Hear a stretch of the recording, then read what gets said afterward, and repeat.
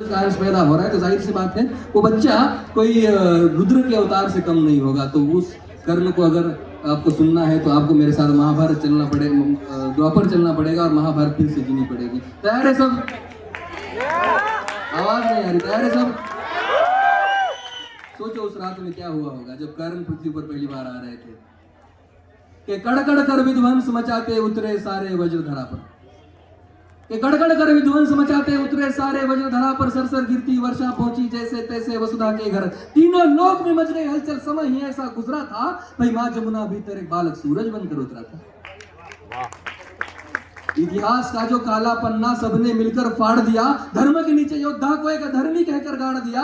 गाथा ये उस वीर की जिसके रोम रोम में दिनकर हो, जिसे दाह मिला जीवन भर जैसे बेलपत्र बिन शंकर हो। अब शेष बची कहानी उनकी हम तो सुना ना पाएंगे, कहानी को विस्तार स्वरूप अब कर्ण सुनाने आएंगे। कि ये अभी की है नहीं द्वापर की बीती बात है, ये अभी की है नहीं द्वापर की बीती बात है। जहाँ कौन किसका है सगा और कौन किसके साथ है, जहाँ कौन है माता पिता और कौन भाई बंद है, जहाँ बिछ रही लाशों पर बैठे स्वयं परमानंद है। जहाँ वंश के आधार मुझको व्यर्थ बतलाया गया और हक किसी का छीनने में अर्थ बतलाया गया।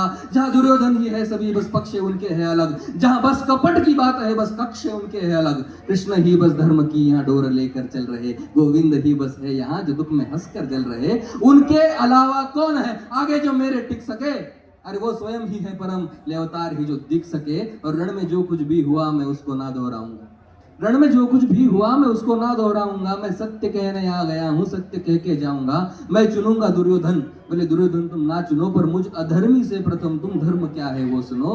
कि धर्म और अधर्म की बुनियाद ही अगर कर्म है और कर्म से निर्मल है जो, अगर उसके संग में धर्म है तो कह दो काना इस जहां में दान करना पाप है और इस जहां में सूत के घर जन्म लेना श्राप है।